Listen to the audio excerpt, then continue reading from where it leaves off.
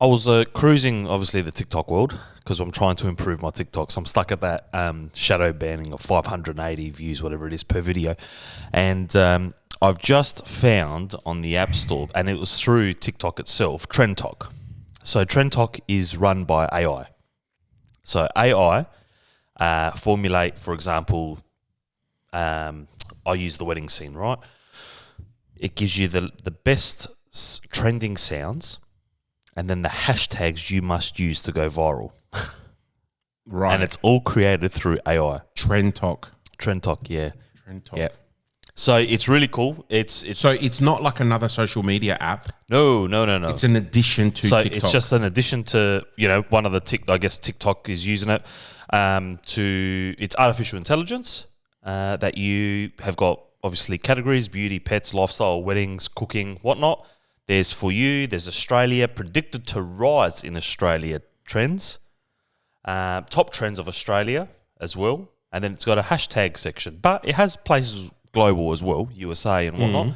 But now artificial intelligence has formulated what is the future of trends and what trends and what hashtags to use for your uploading and TikToking. How ridiculous is that? Wow. Find trends that are going to take you viral. How can you predict something like this? This is just crazy. Okay. Yeah. All right. And it's got a 4.8% star rating. It's yeah. Look, it is. I think you pay per month for it. I've used the starting off on the trial, obviously, see what it's like, see if it does organically grow of some sort. If this is even organic, if you can say it's organic, because you're not paying for TikTok to explode your video to promote.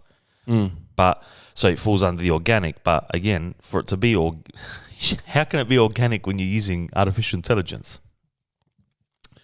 Well, are you though? Are you like? So I guess the idea of it would be that it's using AI to formulate a trend. Yeah. Yeah. So you're basically using it as a tool to get an idea of what is trending to then make you and viral. Yeah. But it's still organic, isn't it? It's not like to me, organic means that I'm getting actual followers. Yeah. I'm not paying someone to give me these followers that ghost me. Yeah. And then after a couple of weeks, I drop off. So, let's say I get to 1,000 followers because I've paid this person to get me fake followers. Yeah. I get my goal. And then a couple of weeks later, I look at my followers and I'm like back down to 500. Yeah. Because it wasn't organic. Yeah. But this app seems to be, using artificial intelligence to gather that data of what is hot. But how does it predict the future of future trends? That is mate. That is the part that there I can't explain because AI is very scary. Yeah, mate. I think you are one of the people. There's a couple of people that have been sending me some videos.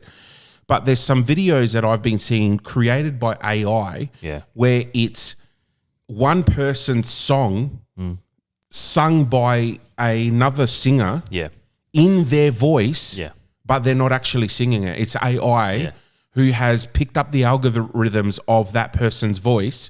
So, for example, a very famous one, there's a Greek singer called Epithodi, right? And she's singing a Bruno Mars song. In her voice, but it's not actually her singing it. It's AI. Yeah, it is getting ridiculous.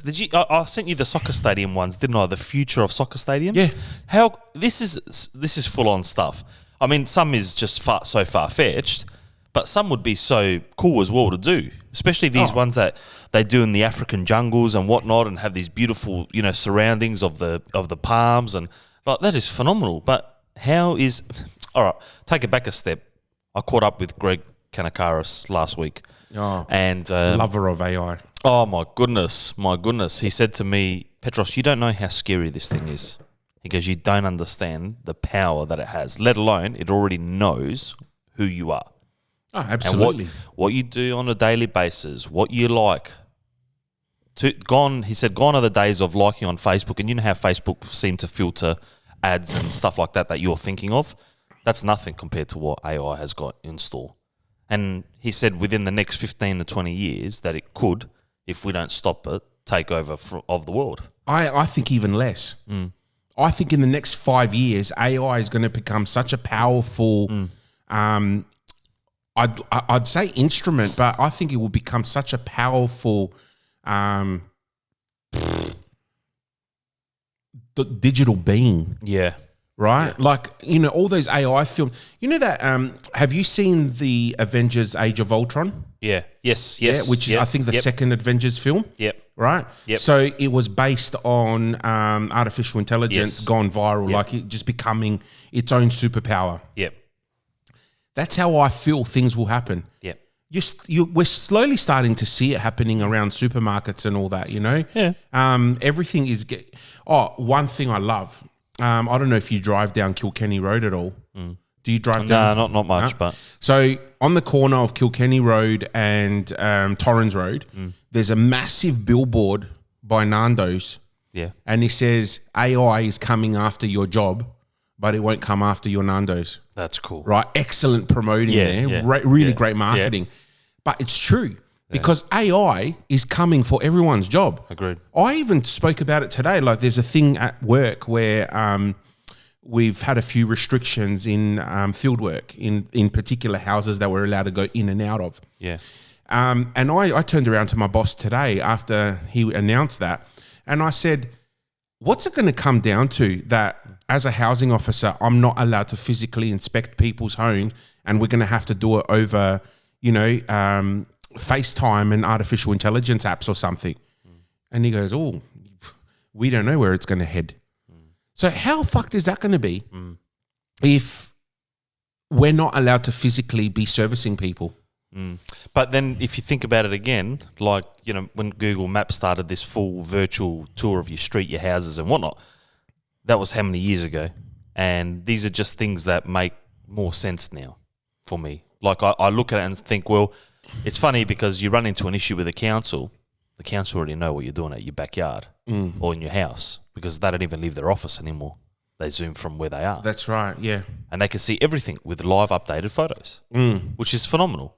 Like think about the jobs that people are going to lose, let alone, people, we're becoming a lazy society. We are.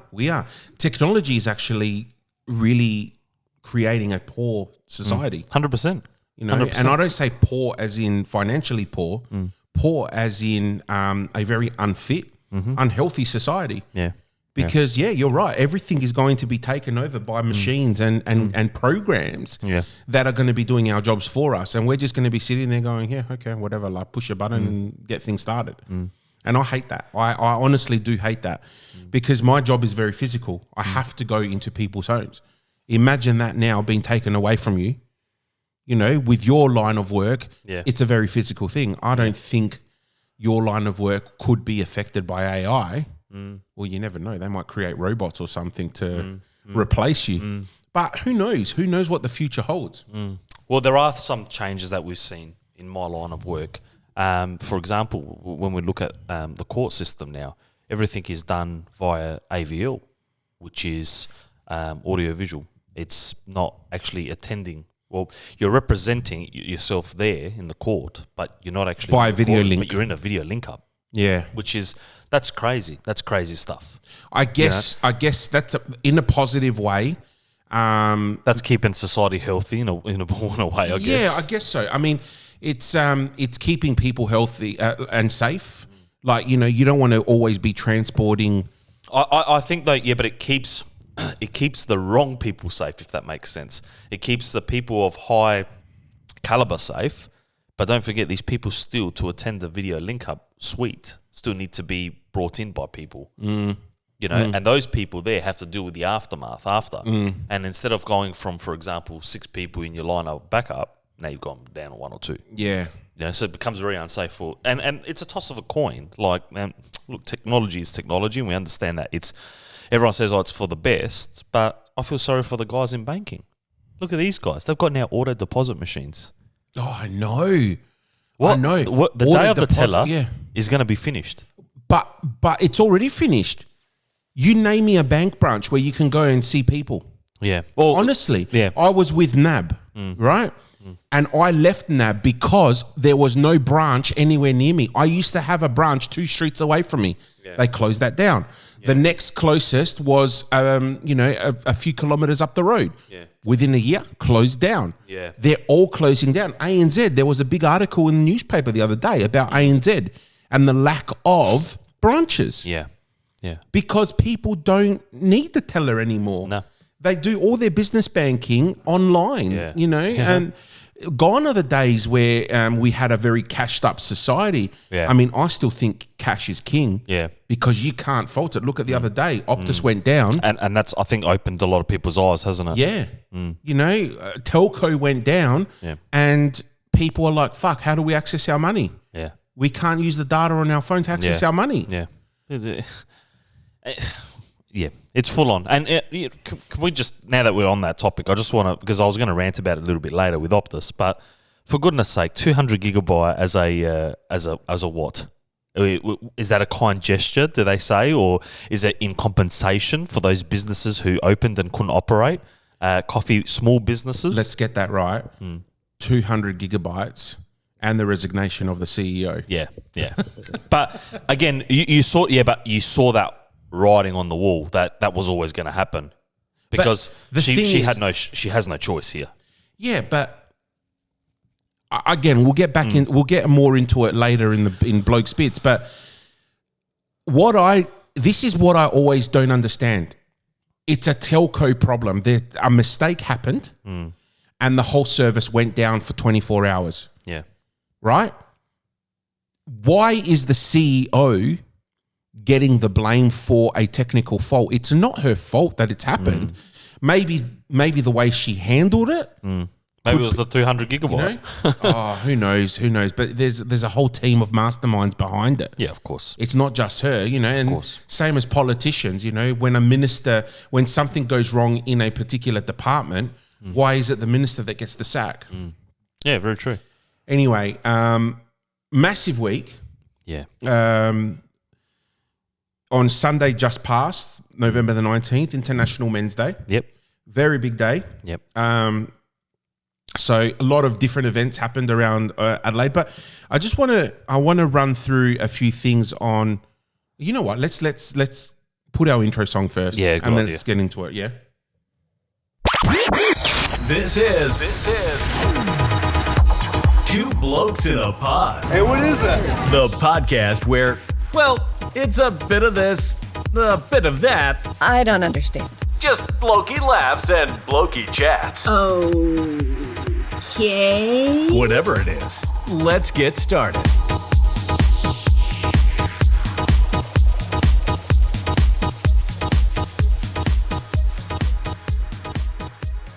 All right, so International Men's Day. I want to go through a few of the objectives of what International Men's Day is.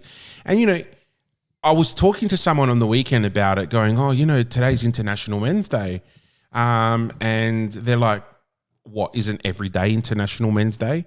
I go, no, it's not. And they're like, well, why do you want to celebrate men? And I go, hang on a sec. There's an International Women's Day. I don't see you complaining about that. And, it's just like, it's not a day to say, hey, we're the best. Yeah, that's right. We're the superior sex or anything like that. It's got nothing to do with that. International Men's Day actually is to promote the male role model, right? So, it's not just about movie stars, sports stars and all that, but it's about the everyday working class men who are living a decent and honest life. It's about those fathers. It's about the brothers, the grandfathers, all that, all those male role model figures. It's to celebrate the men's positive contributions to society, community, family, marriage, childcare, and also to the environment. It's to focus on men's health and well-being, social, emotional, physical, and spiritual. It's to highlight discrimination against men in areas of social services, social attitudes and expectations and law. So on that point, obviously, men get blamed for a lot of society's problems. Yes, I'm the first to admit that domestic violence, for example, Yeah. predominantly caused by men. Yeah, sure. But it's not always. That's right. And these are the people, in today's society, the problem that we have is a woman can falsely accuse a man of domestic violence, rape, whatever. Yeah. And until proven innocent, he's guilty. he is guilty and his life could be destroyed based on someone saying, oh, he raped me. Allegations, yeah. Accusations. Yeah, well, and that's but that's the American model as well. Yeah, it's a whole wide world model now. Yeah, well, true. But that's the only thing in this country that is you are guilty till proven innocent. It's the only thing in this country. Nothing else is like that. Everything else is you're innocent. It's it's power. Yeah. It's power to destroy someone's life. Absolutely. Absolutely. So also it's to International Men's Day is to improve gender relations between and promote gender equality. So again, it's International Men's Day is not about the men being superior. Yeah. It's about equality. Yeah. Right? And to create a safer, better world where people can be safe and grow to reach their full potential. And these words here are I guess very important to the reason why we're doing this podcast. I don't do this podcast just for a laugh. I mean, I love having a laugh, and we do have a lot of laugh. Yeah. But in all honesty, I want to point out the fact that men have needs too. Not just sexual needs, but they have needs too. Yeah. Mental needs, health needs, social needs. Just a whole bunch of different needs. I see this daily in my job. Yeah. I have so many men that are suffering mentally, socially. There's people who, in my role, I go and do a home visit, and the second they open the front door, they're like hunched over and sheltered. They don't look at me in the eyes. They don't know how to interact with me. To them, I'm authority. Yeah. But to me, it's just, another person that I'm walking in and just seeing how they are. Yeah. Yes, they're my client, but at the same time, I don't want to be seen as authority. Yeah. I'm there to do my job and say, hey, how you doing? Yeah. What can we work on? Yeah. Right? So these are the people that have fallen through the cracks of society, and these are the people that need help. Yeah. But where are the services? We don't have those. We don't have those anymore. Yeah. Here's a statement from the founder of International Men's Day. Believe it or not, Dr. Jerome is from Trinidad Tobago. Yeah, right. He founded International Men's Day. And this is his statement. International Men's Day has the potential to become the global medium to heal our world. The concept and themes of International Men's Day are designed to give hope to the depressed, faith to the lonely, comfort to the brokenhearted, transcend barriers, eliminate stereotypes, and create a more caring humanity. Since its inception in 1999, International Men's Day has blossomed into a movement which promotes goodwill and has positively transformed the lives of many people all around the globe. Every year, I am overjoyed to witness and read testimonies of persons who genuinely believe that the observance of International Men's Day has resulted in greater stability in their lives and guided them from darkness into light. That's a pretty powerful statement. Yep. So, I know a few people that celebrated it on Sunday. It hasn't been a big thing in Australia.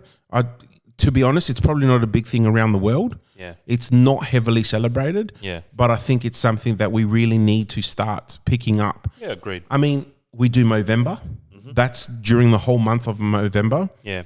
And that's for men's health, not just prostate cancer, but overall men's health.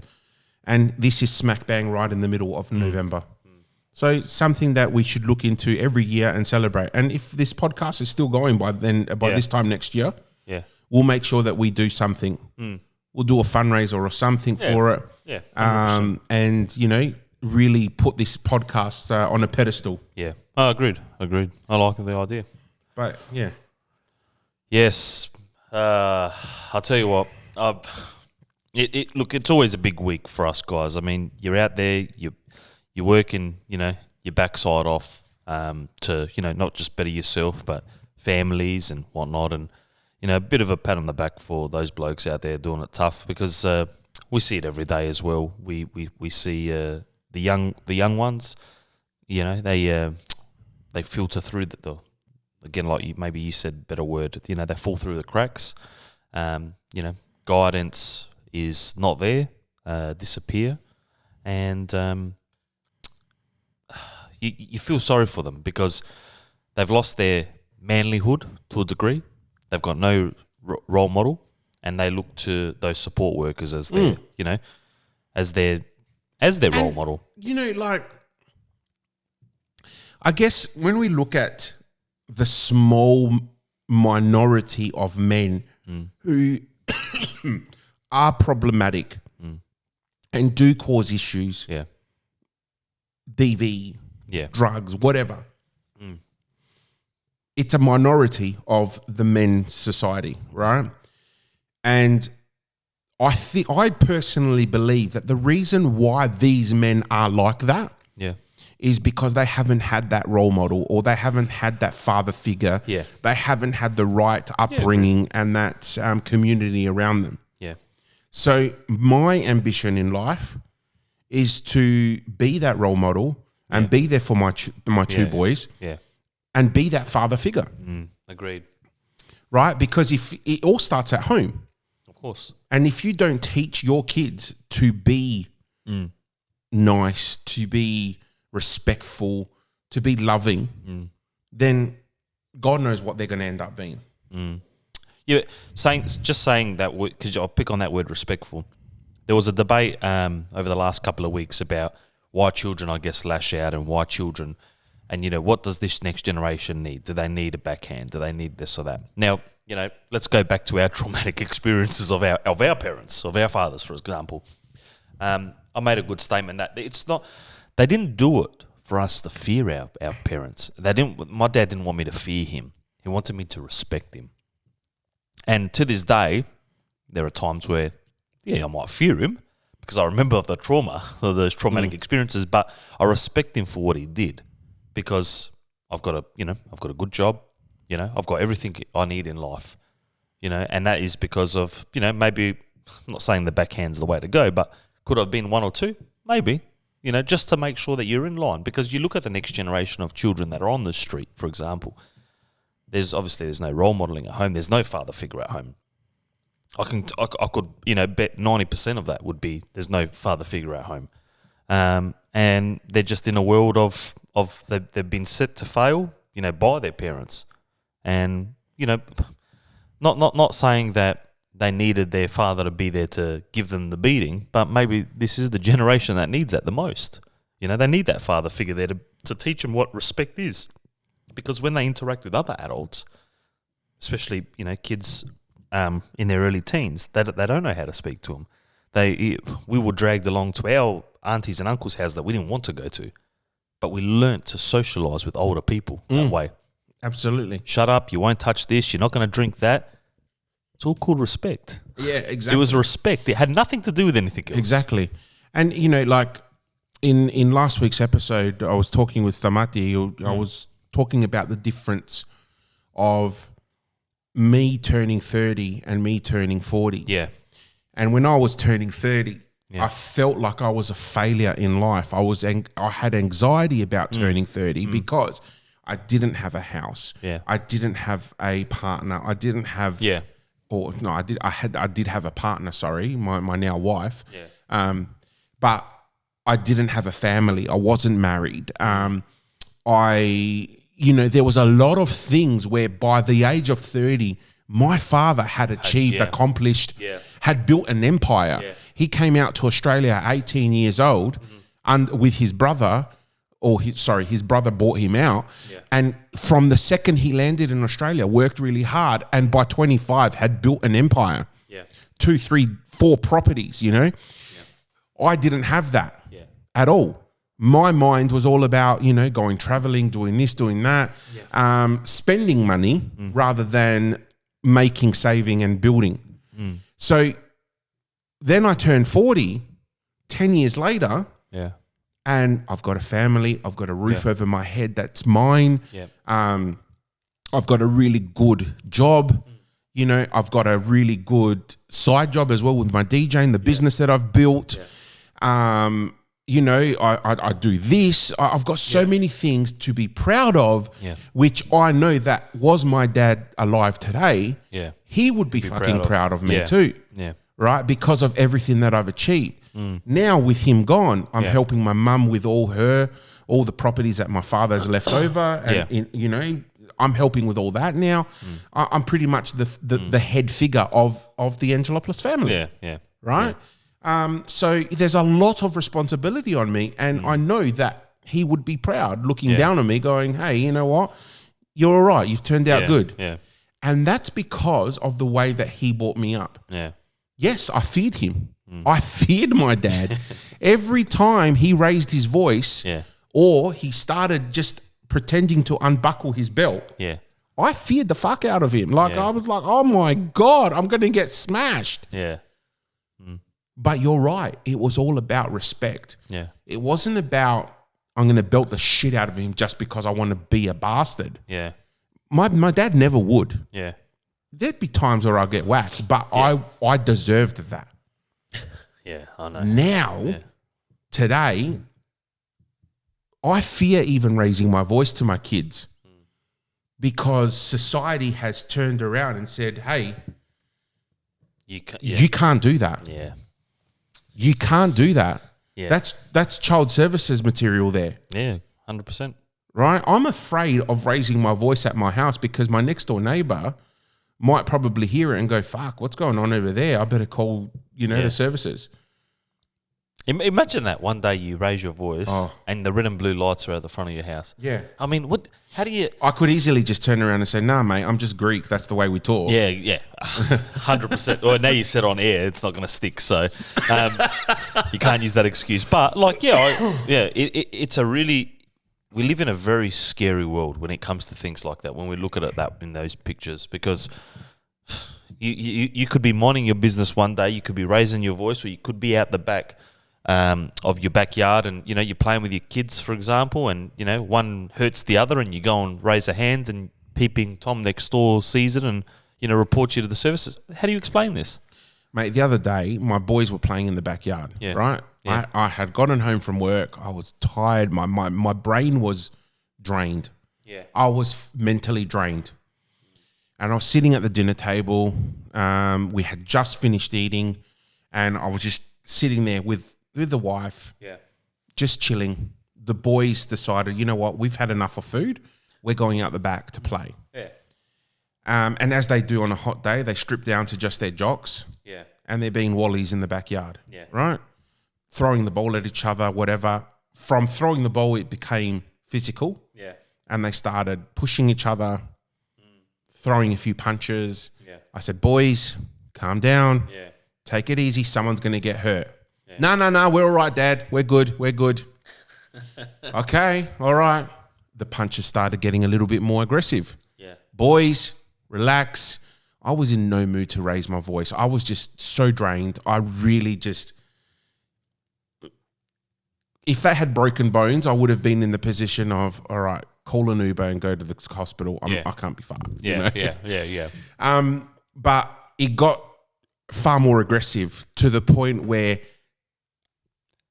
mysteriously, somehow, my youngest started bleeding from his mouth. And the oldest is like, I didn't touch him.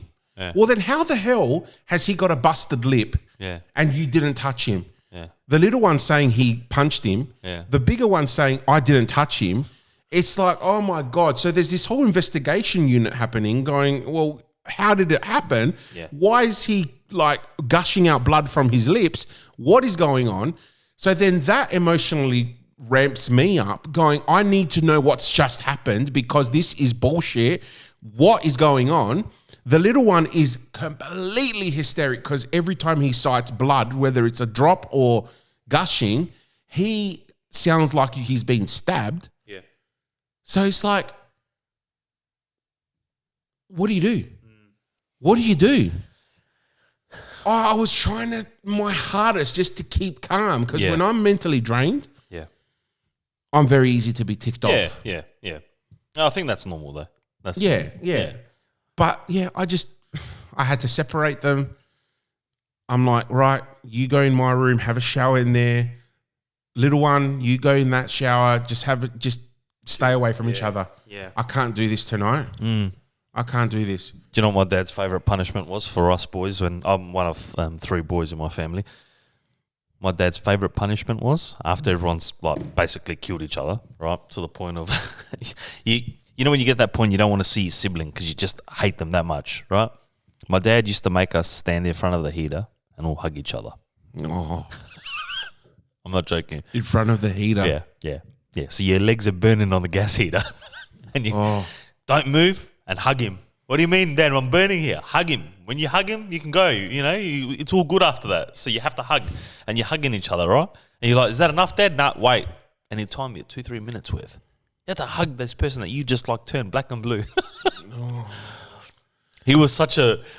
He would have been the perfect torture man back in the 1800s. Oh yeah, like the NCIS. My goodness, man. So I never had a brother growing up. I had a sister who I tormented. Hence why she's probably really she's messed up today. Yeah. Most probably because of me. Yeah. But just before I came here tonight, my boys both had a shower. Yeah. They were sitting on my bed, about to read a book, got into an argument, and my little one rips out, mind you, 5 years old, rips out to his brother, "You know what? I hate you and I don't want to be your brother anymore." Oh, wow. 5-year-old to a 7-year-old. Yeah. "I don't want to be your brother anymore." Oh. And the wife is like, "That shit is not on. Yeah. Get out of my room. Yeah. Take your stuff and go into your room and sit there." Yeah. He refused to budge. Oh. And then 2 minutes later, "Why are you still in my room? Get out. Yeah. I told you to get out." Yep. "Oh, but I'll say sorry." I go, "Oh, is this now the way that we're going to do things? Yeah. Get told off and then apologize. You shouldn't even be saying shit like that in the first place." Yeah. Kids, you love them, but they're so frustrating. I'll tell you one more story before my dad had this link-up golf game back in the early 2000s, right? And he used to link up all the computers in the house and we'd play golf on the computer, not even in real life. It was just on the computer. It was the worst thing ever. And it was my dad and myself against my Uncle Tom and my brother Nick. And I remember lining up to win one of the holes to put us in front. And I'm ready to putt. And my brother's like, you're going to miss this hole. You're shit, And he was giving it to me pretty hard. And I remember, missing the hole, missing the putt. And my brother started laughing his lungs out at me, And I would have been 13, early 2000s, I would have been, 11, 12. My brother would have been about 9, 10 years old. He's like, and I said, I snapped. And I've just grabbed my brother and I've just started choking him right till he's blue. Oh, God. And my dad's looking at me. My Uncle Tom are looking at my dad. And my Uncle Tom loves bringing this story up because all I was saying to your dad was, Greg, get him off. He's going to pass out here, like he's strangling him here. And my dad's like, don't worry, boys will be boys. And then when he saw my brother's tongue hang out of the mouth, he thought, I better jump on now and get rid of him. But all because of those stupid link-up golf games, that there, Age of Empires, like it was a great time to be alive as children. We had so much fun. The LAN parties, they were so good. But anyway, that's just a story. But again, like I remember my dad, he sent me to the bathroom. I slept in the bathtub for one night. I wasn't allowed to move. There was no blanket. There was no pillow. You sleep in the bathtub. Imagine doing that today. You were sent to the bathtub? Yeah. Was the tap running? Nah. I should, because you're so scared, right, of keeping warm. I was too scared to turn on the water, right? Which I should have done. I should have turned on the water and had a bit of a bath, to keep myself warm. Grab a towel or something, or But you're so scared of your parents walking in and seeing you try and keep yourself warm that you're like, no, I'm not going to do that. I'm just going to sit and freeze. It was just something that you wouldn't. It didn't matter. Like my mum had this nice little rug, like little carpet in the bathroom that you'd walk onto after a shower. It was so warm, but you wouldn't sit on that. Like that if your dad comes in right now, you're dead. Like it doesn't matter what you do, you're dead here. Wow. Because he'll see it as a defense mechanism that you're rebelling against his order, which was sit in the bathtub. Wow. Yeah. Like there was some very extreme, like this is extreme stuff. But it happens. That I never experienced. Yeah. That would have been very hardcore. Oh yeah, that's Bathtub for a night. Oh yeah. Did you even sleep that night at all? No, look, I really can't remember. I just remember just doing what he said. Tell me, growing up, right? If your dad was to punish you like this, where you said in the bathtub, What have you done? would your mum somehow try and filter it out and just help you in a way? My mum did two things that were really wrong. She always used to jump in front of the beating, right? So she'd get beat up, which was cool for us. We didn't get the beating, my mum did basically. Not I don't mean like bashed here. What I'm saying is, she took the bullet. She took the bullet unintentionally. And she ended up getting hurt probably the most, out of it all. But the other thing she used to do too was she used to say, don't do that, don't do that, don't do that. And that would infuriate, I think, my dad even more. Because when my dad... See, we learn a defense mechanism against my dad. When he hits you, you say more. More, come on, that doesn't hurt. And it got harder and harder and harder, right? Well, until mum started jumping in the way... things got worse, and then you'd be like, oh, you can't get me, you can't hit me, you won't catch me. Those trigger words, as and as a parent, you think, oh my God, like I'm gonna blow now, So I think we really pushed my dad to his limit. I think spending all day working with kids was the worst thing for my dad, because he'd come home and there'd be three of us on a mission, and it was to, how are we going to piss Greg off today? And it's funny because I'll never forget a time that we're in the back, of my dad's white van, the famous white van, and someone said something to trigger him. I think it was my brother Nick in the back row of the van. And I was sitting in the middle row and I was laughing. I was like, you're fucked. That's exactly the word I used. You're fucked now. You've stuffed this up big time, Nick. And he's laughing and laughing and laughing. And my dad used to carry this 2-meter branch, but log. It was a log. But God, the way you just put your hands on the table, I thought you were going to say like an AK-47 or something. No, it was like just big, round, like it was huge. And what he used to do was he'd look in his rearview mirror and you'd think he's lining up Nick here. You can see his eyesight. And instead of lining up Nick, he just used to pull the log back and just swing, and everybody in that back would cop it. Oh, even God. if you're not in the wrong, you'd cop it. So what you try to do is, as soon as you get in, you'd be like, guys, shut up, no one talk in the van, blah blah, and then it'd be quiet, and my dad would be like, what are you guys up to? And nothing. Dad, we're just keeping quiet. We don't want to get smacked. Oh, here we go, bang the logs out, and he's swinging around, So you're doomed if you do, you're doomed if you don't. But that was his favourite tool, and one day, Nick decided to take it out of the car. Oh, no. And I'll never forget, we're on the way to, I think it was Dimitri Kalkanis' house, one up in Virginia. And he said, I said, Dad, please take me. All right, I'll take you. And Nick had an argument with Stefan in the back, and my dad has gone to reach for the log, and the log's not there. You can imagine the words, what's come out. And he pulls over the van on the Port Wakefield road, pulls over and he opens the back door, and we're all trying to hold the door closed, and my dad is open and just let loose on everybody. And I'm like, Dad, but I'm going to my friends, I'm crying now, I'm upset, I don't care, you're a part of this, like it was just an absolute, it was the ultimate beatdown. So, and then it was the blackmail to follow. If you tell your mum anything when you get home tonight, you know where you're going to be sleeping. It's weird, Dad. Oh no. You can have your choice. You can sleep outside. You can sleep in. They had a little library in the house, which had no couch, nothing. It was just the bloody wooden floors. Or you sleep in the bathroom. You know, that was the option. So, yeah, it was very, very traumatic growing up. But you know, he didn't want us to fear. He just wanted us to make sure that we never cause trouble in our life as adults, because there were serious consequences to that. So, yeah, there was we've never been in trouble with the law, none of us, so it's good.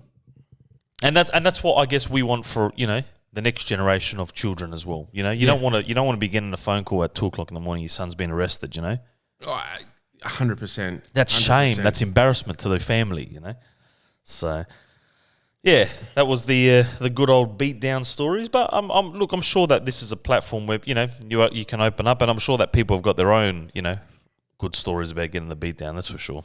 Absolutely. What was the other thing we were going to discuss tonight? So, I think we should leave it for maybe the next episode. We're going to get a bit creative. I think it's time to get a bit creative in a field that you and I probably we started to excel in. We talk about this all the time. I think we should get into a field of a bit of like maybe some sexology or something like that. You know, That's right. yeah. I think. So we'll do our next episode. Our next together. episode, I think we should do it. All right. And it'll be good to get in someone like a Pamela Anderson. So if there is a Pamela Anderson of Adelaide somewhere, please give us a call. You know, or reach out through the socials, and let's organise. So what we're going to do is, in order to prepare for this next podcast that you and I are going to host together, we're going to put a question or some sort of trigger marks on our Facebook socials and Instagrams, to get people to send in questions and different stuff. But basically, we're going to talk. Yeah, we're going to be like a little bit of a unofficial sex therapist for a men's podcast. Yeah. But for now, we'll go into Bloke's Bits, because I just want to, of course, bring up a few things. This is Bloke's Bit. All right, now, favorite topic. We discussed AI before, and we discussed TikTok. Yeah, I know you love TikTok. yeah, You know I love TikTok. yeah. Have you heard of FICFAP? What? FICFAP. What the fuck is that? FICFAP. I'm not sure if I want. I will show you. It is a adult's TikTok. Really? Yes. Where did you get that from? Yeah, look. And what, you can't get blocked from that? No. It's an actual. They're live. What are they live? Yeah. Look, you can follow them, you can like them, everything exactly like TikTok, right? 100%. That is. There you go. Yeah, That is full on. yeah. That is full on. It's not an app. It's a website, but it's based on the same model as TikTok. It's TikTok, yeah. Right now, I don't actually remember how I came across this website. But I can tell you how. I think someone sent me a link to it through Messenger. Yeah. I have a particular friend, no names mentioned, who sends me quite a few, dirty things. Yeah. My wife has caught me many times looking at these videos that he sends me, and the question has been raised: what the fuck are you looking at? Yeah. And I keep saying, well, sent it to me. Oh yeah, whatever. Yeah. And it always goes back to, well, honey, it's just a video. It's nothing bad. Yeah. It's not like I'm in the video. Yeah. But so I think I got that link from him, and I looked at it and I go, oh my God, it's exactly like TikTok, but it's actual hardcore. Yeah. You're not asking me to make one of these videos. No, hell no. No, we're not creating a profile on FICFAP. But do they get paid for that? Oh, I have no idea. I don't know if you can. Look, I'm not going to bother right now, but do you reckon they do lives and you can tip them and stuff like that? Well, if there was a live, it's shown. The thing is, TikTok, obviously, people that become, viral are those that are receiving gifts from gifters. And gifting is a good way to grow organically too, because people follow you because you gift. And I'm sure if you gift a You know, there are people got that are gifting huge amounts. Can I just say one thing? Yeah. So there was one TikTok creator, or what are they called? Content creators? Yeah, creator. Yeah. And she was actually really good, very entertaining. She was playing these really ripper disco remixes. Yeah. And she had all glitter in her hair and you know, had lighting stuff in her hair and neon backgrounds and all that. And she was saying you know, get into my top 10. And I'm thinking, what the fuck is a top 10? Like, I'm trying to figure out. Yeah. And then I realized the top 10 supporters. Yeah. So whoever gives her the most coin. Yeah. And I had a bit of credit on the TikTok. Yeah. So I gifted her a disco ball. Yeah. And that's 1,000 points, I think. Something like that. Yeah. So I gifted her a disco ball. Within 5 minutes of me gifting a disco ball, I had 50 brand new followers. Yeah. Because they obviously saw me going, 100%. This guy is gifting. Yep. So if we make him a friend, He'll gift me. he'll come on my live and gift me. Yep. And I'm like, wow, okay. So this is how it all works. That's the power of TikTok. Yeah. So you comment, respond to people's comments, they'll add you, you gift other people, and then their followers will add you. Yeah. It's just a big circle of ads. It is. It's actually a scary place because what people expect once you start doing this, you become in their team. Have you seen the TikTok teams? So, for example, if you go to the live rankings every week, the top 10 creators, for example, they have teams and they battle, obviously. You know, you and I will go live, we'll battle each other. For example, if we're 1 and 2 in Australia, in the rankings. And then we have our own sub-teams. So we have a team that will gift more for me because I want to beat you in the rankings this week. I'm not joking. This is what it's So about. hang on. And these we're in the same team. No. We're against each other. Okay, right. Yeah. And you have a sub-team, like I do, a sub-team. So that team will gift, so I get over you in the live battle, right? You know how have you done a live battle before? No, I haven't. So basically you press for 3 minutes, a battle, or 4 minutes, whatever it is, and you battle, and whoever gets the most gifts, the most likes, the most blah, blah, wins at the end of that 3 minutes. Right. Right? And there's a victory lap for a couple of minutes, and then you battle again. And you hope that your team that supports you will gift and gift and gift to overpower me. Now, there are guys spending $1,000, $2,000, $3,000 on gifts in a round. You know, it's crazy. But the money that they're spending, is this money that they've accumulated on TikTok? No, or this is hard just work money. This is money that they're putting back into depositing money. TikTok? Yeah, so one of the guys I know, he's from Sydney, and I said to him, dude, how do you afford to do this? Now, he goes, there are actually sub-pages of TikTok that you can buy coins at a discounted rate instead of buying the TikTok coins. But you're still buying the coins through TikTok, but it's a sub-committee, obviously, that TikTok own, and they do it on purpose. Wally's like you and I just want to top up an account for $8. Bang, we'll buy $8, we'll get 100 coins. But that $8, you could buy 2,000 coins through a sub link.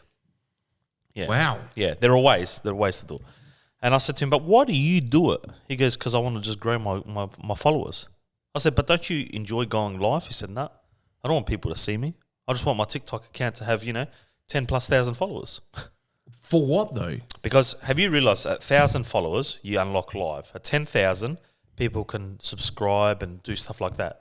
And then you get paid for that. Yeah. So you get paid for people subscribing? Of course you do. Yeah, they pay a monthly fee. Yep, they pay a monthly fee to you. This is what I'm talking about, teams. Teams come into this. So your team will subscribe to you every month, for example, $5, right? You got a team of 100 people. We're talking money here. We're not talking little petty stuff, But then that's a monthly occurrence into your bank account. Is your team, so is this like a multi-level marketing type thing where, you might have one person that's in your team who also has 5,000 followers? Are those numbers accumulated to your followership? Or No. Okay, all right. No. So you might have 5,000 people who follow you, and you call it the V-Star team, for example, right? And in that V-Star team, you have 50 people in that team because they adore you for what you do, right, on TikTok, and they support you. And everybody in that team must gift. If you don't gift, you're not part of the team. Wow. It's like a standover. It's full on. It's the most phenomenal thing. Yeah. It took me ages to work out what this team thing was. Why would people subscribe to somebody? Why would you subscribe to somebody? What's the point of it? Like, I thought, what is the point? But it's because people, obviously their accounts grow, but people feel like, I can't get in front of the live camera, so I'll be part of the team. Right. It's a joke. It's a joke. Okay. Yeah. And this stuff, there are guys, creators, and they're not content creating. They just go live. So their account might have 3 videos, for example, but they've got 1 million plus followers. And they're, in Australia's top rankings of 20. And the ones that finish 1 and 2, 3 podium finishes, they get a weekly prize from TikTok every week too. The rankings reset every Monday, obviously, we know that.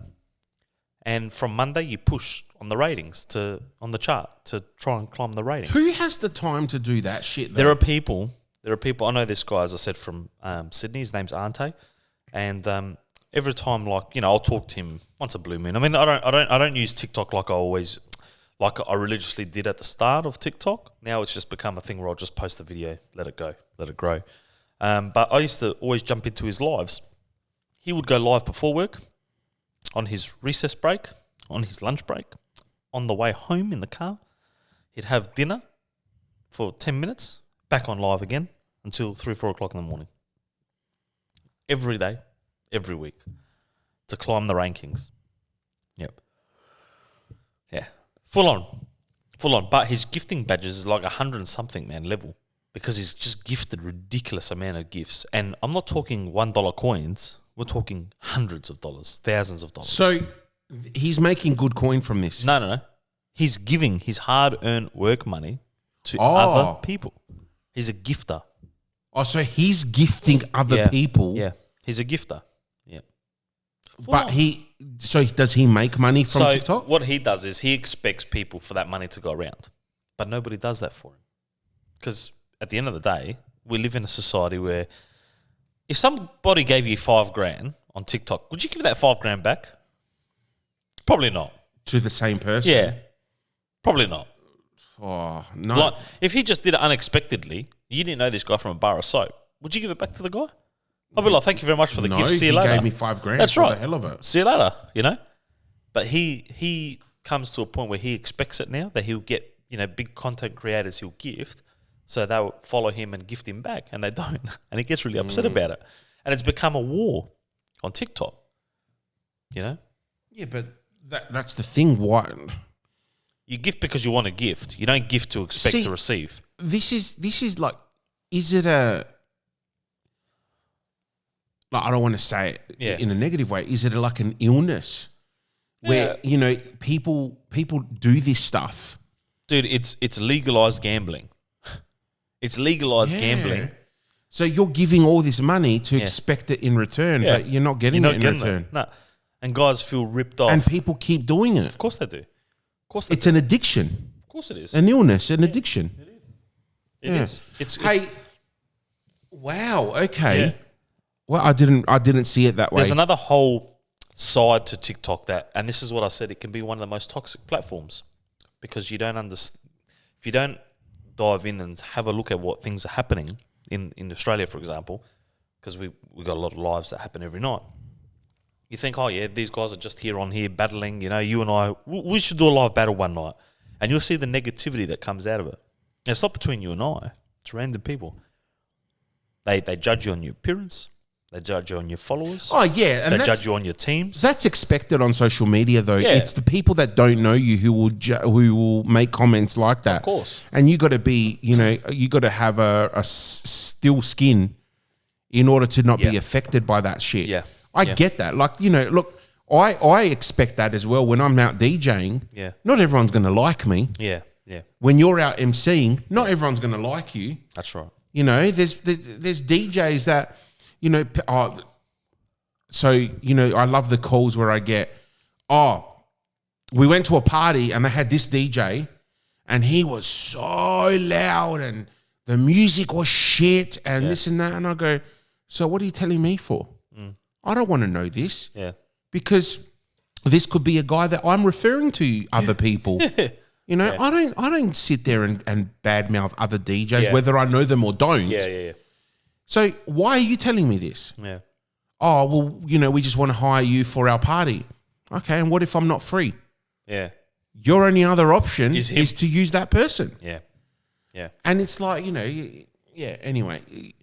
But yeah, I expect that there's always going to be that person that doesn't like me. Oh, yeah. So but you know what it is? When it comes to social media and Yeah. stuff like that, I know that I post stuff on social media where people are going to look at it and going, fuck, Yeah. that fat fuck is posting again or doing something. Like, you know, I expect it. Yeah, I we've got a few Facebook trolls that troll Facebook, and they do it on purpose, right? Yeah. And it's the funniest thing to watch, and people are actually commenting on there, like, you know, really harsh stuff. And I think, can't you read between the lines, guys? What's going on here? Yeah. You know, especially, you know, you'll post things as well, you know, about Arsenal or something like that. Oh, absolutely. You know? Absolutely. And the only time you see certain posters is Yeah. when they're making comments on your post. That's right. Because they know that, you know, they're trying to get under your skin. Yeah. And here I am going, you know, I post on social media for A, promotional reasons, Yeah, or yeah. B, to have a laugh. Yeah, yeah, You know? And Yeah. it's like you wanna fall into that trap of thinking you're gonna affect me? No Yeah. problems. Go Yeah. for it. And people thrive off that, you know. And this is what I'm saying with the TikTok world. Like, it is, yeah, it's a revolution. It's the best app, you know, since Instagram, Facebook. You know, it's a fantastic app, but there's a big outlash to it too. And they've got all these community standards and whatnot. But Yeah, you know, bullshit, I don't mean to Who be follows rude. the community standards? Yeah, and look, I don't want to sound sexist here about it, but you know, if I take my top off on Instagram, I'll get blocked. But it's okay for women to be half naked or naked on TikTok. They grow to massive numbers straight away, right? And they don't breach none of the community guidelines. You know, work that out. Work it out. It's ridiculous. It's like TikTok condone that I behavior. feel like taking a picture of my bare ass and putting it on TikTok.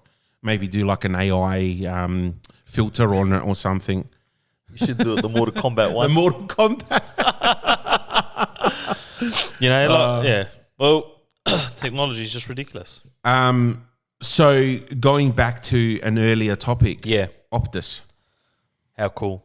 All right. Now you're an Optus customer. Nah, No, you're not. Vodafone. I'm in the worst boat, and I still had coverage. Right. Well, the funny thing is, so a couple days after this whole Optus Yeah. thing, right, I started feeling like my Telstra service was slowing down a little bit, and I was, you know, I just felt like something was a bit off, and I'm Yeah. like, oh no, we're gonna get slammed today. Like, you know, Yeah. maybe it was Optus the other Yeah. day, it's Telstra today, and a friend of mine who's on Vodafone said the same thing. Yeah.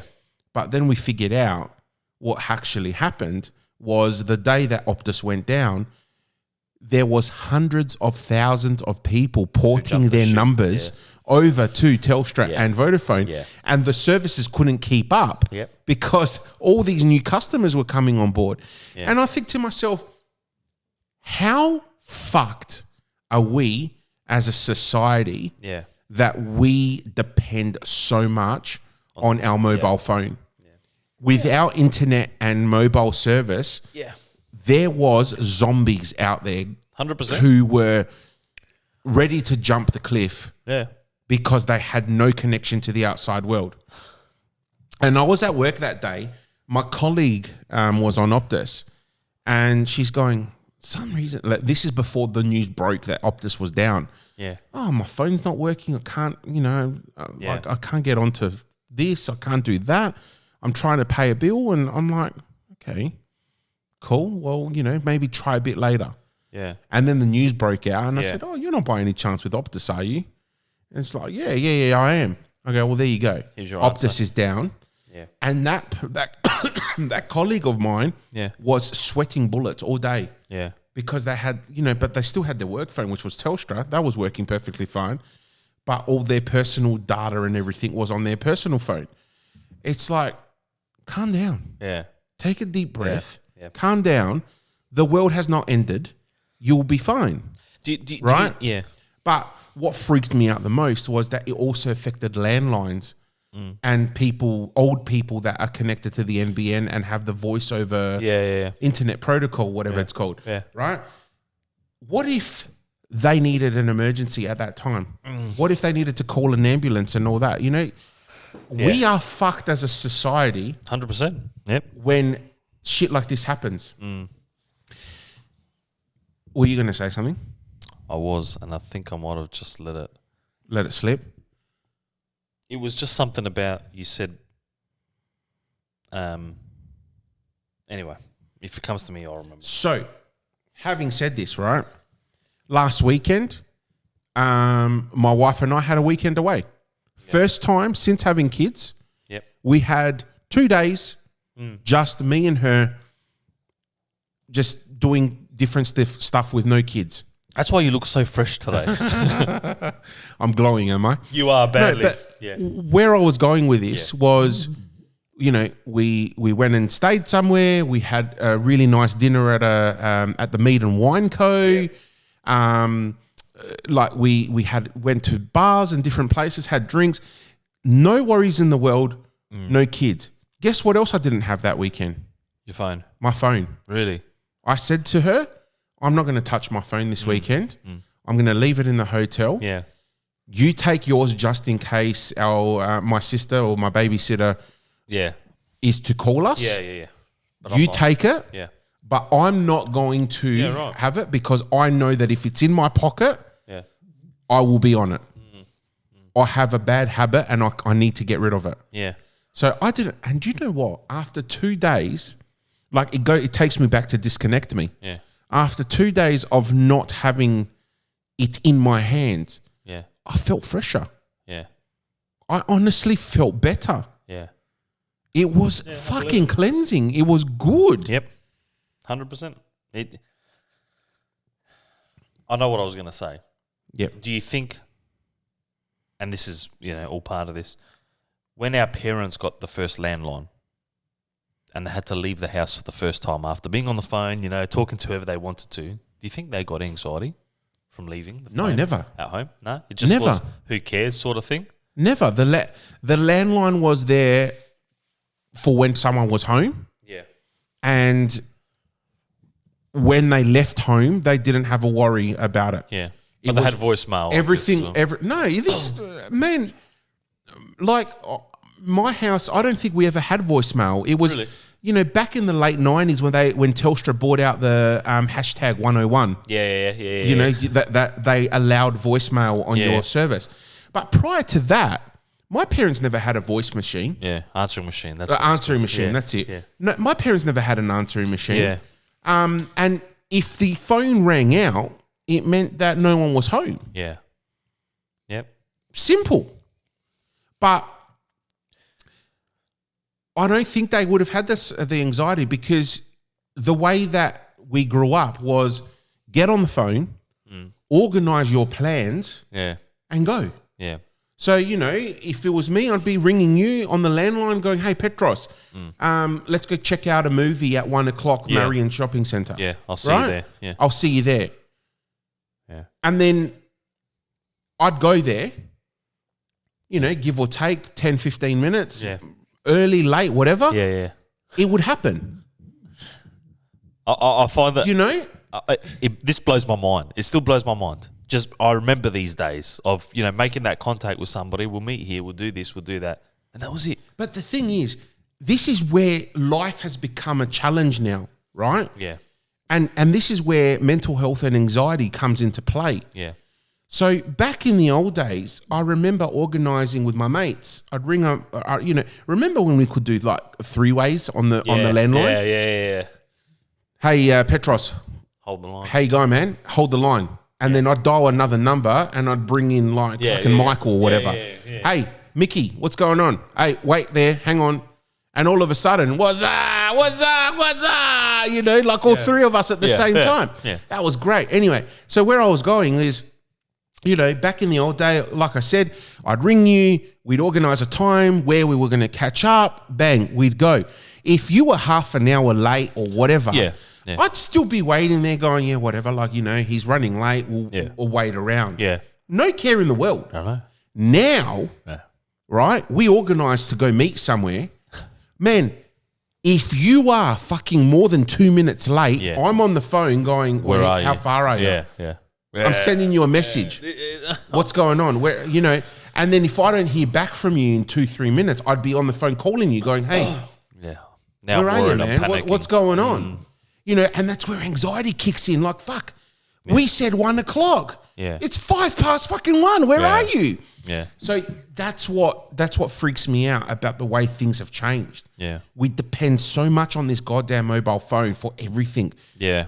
It's meant to be for phone calls. It's meant to be for communication. Wow. But this fucking thing here is more than that. It's our life. Yeah. Huh? And it's been created to be a distraction Yeah. to a normal way of life. Yeah. Can I ask you, this is a really deep and personal question, right? I thought about, every now and then you think about these things. I watch silly little videos that remind me of this stuff. Death is the one, right? Facebook now has an option of when you die, whether your profile stays on social media or you can give authority to somebody for them to deactivate your Facebook when you die, to take control and deactivate it. Hey, does this, when you die with your phone, what happens with your phone? What happens? Do you put it in? Look, for me, like a request is going to be, I want a packet of cigarettes in one pocket and my mobile phone in the other pocket, and that's just in case there's no reception down there. I'll just smoke my lungs out, and eventually I'm going to die, right? But just in case I wake up, Just in case you wake up, right? Yeah. Okay. Because I've watched so much of this shit on TV lately. Yeah. There's been so much about it. What to do, how to survive when you die and you wake up. What do you mean if you wake up? That can't be an option. You're dead, But what do? Do you pack your phone with you? Do you hope that you got signal 6 feet under? Surely you got signal. My question to you is, what the fuck are you watching? No, I'm just saying, does it not cross your mind? Like, what's going to happen to my mobile phone? As in, are people going to get not it? necessarily. I mean, look, I've got nothing to hide on my Facebook, so I don't care. If I had to hand the rights over to someone to say, hey, when I pass away, can you please deactivate my Facebook? Not go around act like me, but just deactivate it. Yeah. But I haven't thought that far, to be honest. It's just, if I had to do it, I had to do it. But would I do it? Look, it's because I watched the video, right, that said in 100 years' time, okay, you won't even be a picture on your children's wall. They won't even know, they might know your name, but they won't know who you are, right? It's true. Like our great-grandfathers, what do we know about them? In 100 years' time. Yeah. Our children's children. Yeah. Fuck. Think about it. I hope I don't have to wait that long for grandchildren. But no, what I'm saying though is that, eventually you won't look in your kid's house, you're going to be a photo. In your great kid's house, you're not going to be a photo. You're going to be someone else is going to be living in your home. Someone's going to be driving your car if it even survives that far, You end up, could be in a wrecking yard somewhere. Someone's going to own all your possessions. Oh, yeah, absolutely. Like, doesn't this, I watched this video and it was just so confronting to me. I was like, holy shit. That's the big circle of life, isn't it? Yeah, but, we work so hard to have a house, for example, but nothing's going to matter with it. No, and that's the thing that a lot of people don't understand, that when your life is over, everything you've created in life and everything you've gathered in your life, bought, spent money on, is just materialistic. Nothing matters. And it's gone. Because you can't take that to the grave with you. Yeah. Well, I'm taking my mobile phone. And in 100 years' time, when they dig up your bones, all they're going to find is bones and your mobile phone, because that won't be able to dissolve into the ground. It won't deteriorate. Everything else will deteriorate. And that's why I always say, people say to me, what do you like so much about Kim Kardashian? I'll tell you something. And laugh at me, but it's true. In 100 years' time, when they dig her body up, she's still going to look the same. Because rats aren't going to eat the plastic. true. It's true. Can they say the same about Michael Jackson? Far out. That's a touchy topic. I don't think he's dead. Anyway, probably. Who knows? I'm not going to make a comment because there's so many comments that I can make. But We can make comments about that for a lot of people that you like. Kim Kardashian, Mia Khalifa. yeah, well, look, there's no hiding that. Everybody knows that. But think about it. They're going to still be in those. All right, think about this. Add this to your spanner. Put this spanner in your works. Your children may renew your lease, right, when you die. Yeah, you got a 25, 50-year lease, whatever it is. Are their children going to renew your lease? Probably not. Most probably not. And what's going to happen to you and I? We will be dug up. We'll be a very distant memory. But we'll be dug up. Yeah. And I honestly believe that unless I have grandchildren in my lifetime and they get to experience a good life with me at the point where they will remember me. then They may do it. Yeah, but I think that it will go as far as my kids. Yeah. And will my kids even do it? You know, like, man, do you know how much a plot costs these days? 100%. Like, I buried my dad 3 years ago in February, and it was $10,000 for just the plot. Yeah. We're talking about 6 foot by 4 foot wide? If that, Right, if that? Yeah. Fucking $10,000, man. Yeah. And then come 50 years' time, when the lease renews, is it another 10,000? Yeah. Or is it going to be more? Can I ask you a question? And I know that you love your dad. You'll be 90 by then, in 50 years' time, right? Will you be in a position to be able to make that repayment? Is the next question. You know, like, when does the circle stop? But just like everything, the prices will go up, won't they? 100%. It's not going to be $10,000 in 50 years' time. My grandmother is buried at the same cemetery. Yep. But she was buried 20 years earlier. Yeah. Right? Yeah. Now, I recall from conversations that when my grandmother passed away, it was about $3,000. We're talking 20 years ago, right? $3,000. So my question was to the funeral director when we buried Dad. We paid $3,000 when we are to renew the 50 years for my grandmother.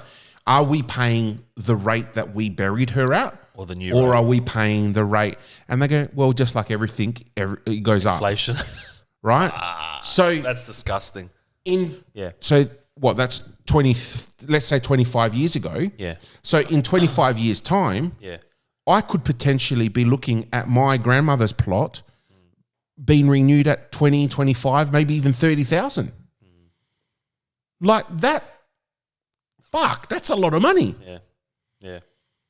And with everything going up, like getting into a more heavier topic, and we'll finish off on this, you know, cost of living. Yep. Everything is going up. Everything. Yep. This popcorn that you're eating 2 years ago would have been 99 cents a packet. 100%. Now it's $3 a packet. And I know because my wife buys this for my kids. Yeah. You know, Coke, even water's going up. Like everything is going up. Yeah. But what's not going up? Wages. Our wage. Our wage is staying the same. Yeah. It's not changing at all. Yeah. You know? Yeah. It's funny because someone said to me the other week, they said about this wage thing. They said, oh, your property in the 10 years has gone skyrocket. But, you know, has your wage? Nope. No. So I've been at my job now for what, 5 years? Yeah. And I don't know when the last time I got a pay rise was. Yeah. Yes, I get my increment. Yeah. I get my increment levels. Yeah. Did someone just honk a horn? I think so. Oh, right. Yeah. Yeah, I know what you're saying. It's scary. Anyway. Yeah. Anyway. That was a great episode. Really enjoyed that one. Yep. And next week, we go full blow. All right, done. We go full blow. Sexology is coming. Yeah. Blow and go. 100%. Hey, guys, don't forget you can catch us on socials, 2 Blokes in a Pod on Facebook, Instagram, and TikTok, or you can even send us an email, twoblokesinapod@gmail.com. Yep. Make sure you send us those questions. 100%. And I know there's going to be heaps and heaps of questions, but we will make some social posts and get you guys involved. Done. See you All right, guys next let's week. do it. Bye.